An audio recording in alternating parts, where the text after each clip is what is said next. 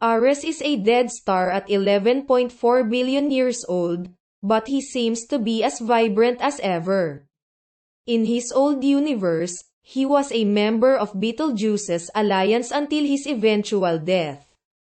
Once he died, he became docile until he eventually decided to start leeching off of other stars for survival. He became so good at randomly finding and taking from stars that he exploded again. Somehow, he survived and he came into his current form.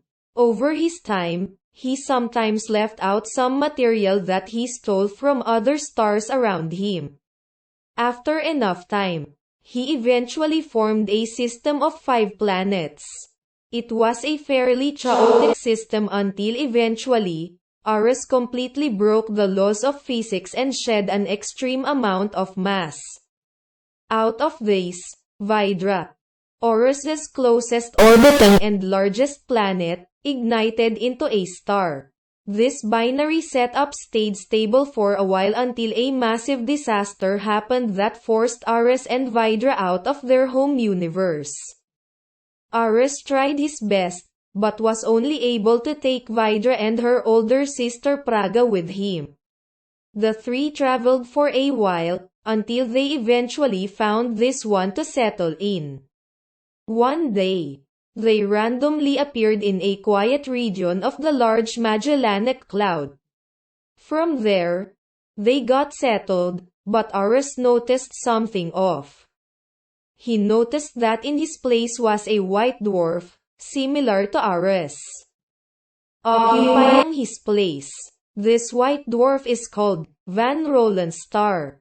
Ares, outraged by this, began his long hunt to kill Van Rollens Star and to take his place. To this day, he's still after him, so close to killing him, but the locals are able to block his path before Ares can make his move. His link to Erul is also a mystery. He still searches. Vidra is an extremely young star at 194 million years old, but don't let her age fool you. She's quickly grown to be quite the odd personality. Her father, the lost one, originally made her as one of the 2 gas giants in his small and quite crowded system of objects, but Vidra quickly became a star after her father erupted multiple times, giving her enormous to become a red dwarf. From there, she quickly established herself as a fast, friendly, but most importantly, hungry little star. When an unknown event forced a lot of objects in her area out, she and her dad were able to escape, however they weren't able to retrieve anybody except Vidra's older sister, Praga. She won't let the loss of her loved ones slow her down. In fact, she took the loss of her brothers and sisters very lightly. Eventually, she and her dad somehow ended up in the place that they are now. Vidra took it upon herself to explore her surroundings while her dad found himself a mate to talk to. This eventually led to her confrontation with Aquarii 23, who promptly tried to kill her, but Vidra was just too quick for Aquarii to catch. Shocked at the sudden attack, she escaped. She would wander out again until she found a friend to lean on. That friend will not be named for the meantime. Vidra being the young and energetic star she was, had a ravenous hunger for mass and became because of it, she became a ravenous killer, eating basically any other object she would find. Hydrogen planets, other stars even, she would eat it all. She quickly became more massive, and as a result, became hotter. Orange to yellow to white, and now she's become a 7 solar mass B type.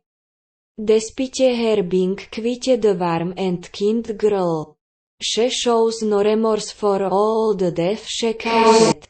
Her hunger is still on the loss.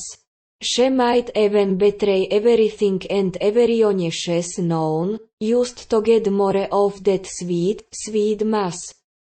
She aspires to become a black hole when she dies and continue devouring until the universe's dying day.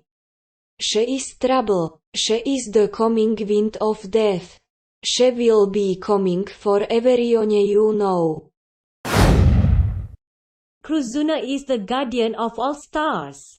She appears to be a red dwarf in both her forms, although she isn't actually a star of any sort. She was formed by a strange mixture of dark matter, antimatter, and tons of hydrogen and helium. This gives her an appearance that mimics a star despite not truly being one. She was the one who created stars and she keeps them all from slipping out of existence. She creates stars by taking small bits of hydrogen and helium from herself and using them to either form individual stars or nebulas. She does have some favoritism for red dwarf stars, which is why there are so many compared to all other types of stars. She's starting to run out of hydrogen and helium for making stars, so sometime in the future more stars will be made. She has a husband, Rotis, who takes the form of a black hole and is the guardian of them, and 2 kids, Era, who takes the form of a female terrestrial and is the guardian of asteroids, Zodiac, who takes the form of a male Jovian and is the guardian of moons. Kruzuna is very friendly and outgoing. She likes to have as much fun as possible in life and almost always looks on the bright side of things. She loves to create new stars, especially red dwarfs. She is also very caring of her children and husband, along with other people she meets. As you already know, she almost always looks on the bright side, keyword almost. But one thing that makes her not is remembering that she can't keep all the stars alive forever and will eventually all be destroyed either by proton decay or falling into a black hole. This makes her stress out about it and makes her attempt to create as many stars as possible to try and make up for it, which creates starburst galaxies. Her husband has to calm her down to get her to stop. Aquarii 23 is a victim of corruptus, and a member of the Betelgeuse Corporation. He is highly wanted by the heroes, and has killed hundreds of people, innocent and part of the heroes. He works as an assassin for the Betelgeuse Corporation, and basically prevents stars from joining the heroes by killing them. Although he is determined to kill. He doesn't want to do anything he's doing. His impulse to kill is caused by corruptus. He has not been destroyed completely. But is eventually going to be completely corrupted, with no remnant of his past self remaining. Aquarii 23 is very sophisticated and calm at first glance. But B1 is devilish green and is an unhinged psychopath that will get out of his way to kill someone. 65 Andromeda is one of the many fans of Minewauva. Her dream is being his girlfriend. But on a day, her dream accidentally came true. Minewauva actually had a crush on her. So now they are together and can become unstoppable on the battlefield. She also wears an ashanka, as that was given to her by Minewauva. She is also pretty strong.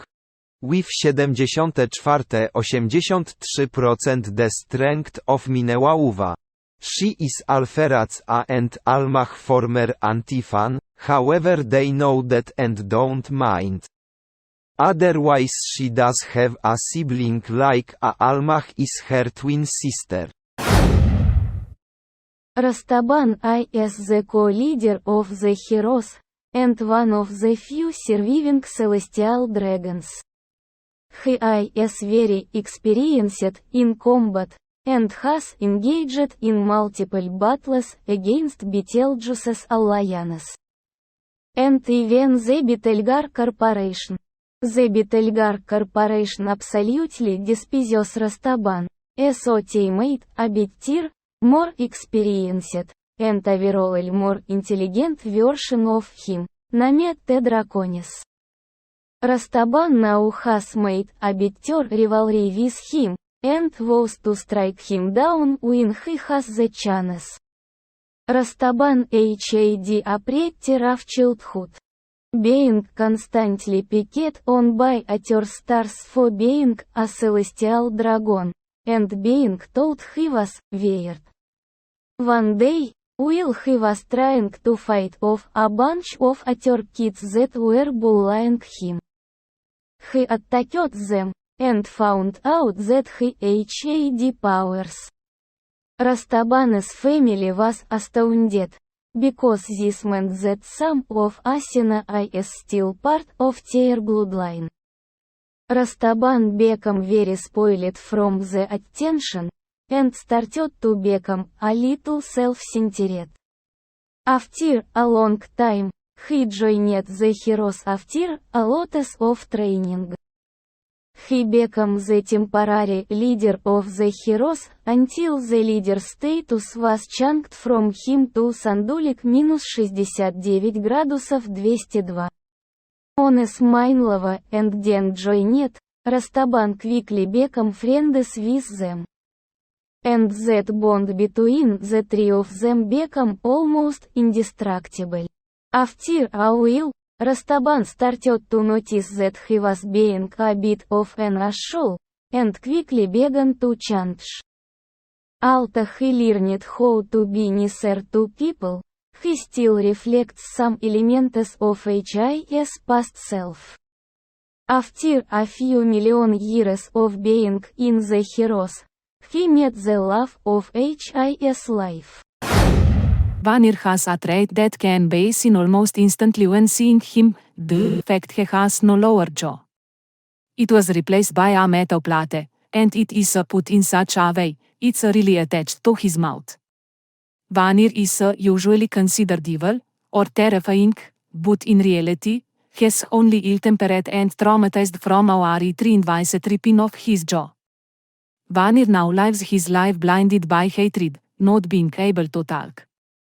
Only speaking through sign language, waiting for the day that he encounters a retrained in order to strike him down and kill him once and for all.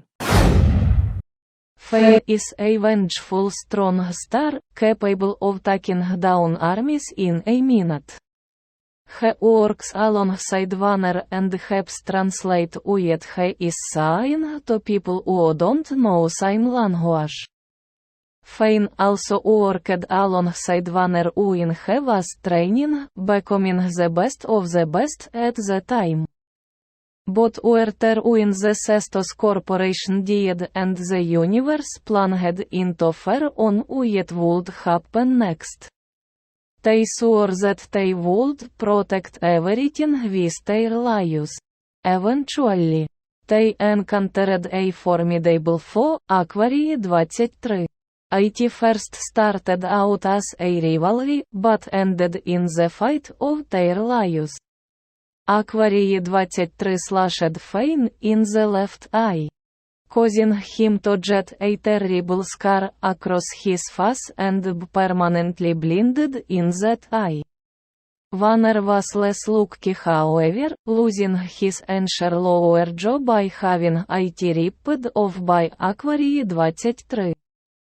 Fane eventually nursed Vanir back to health, eventually bolting a metal plate to his mouth to replace his jaw. To this day, both go out looking for Aquarii 23. But have been unsuccessful for so long.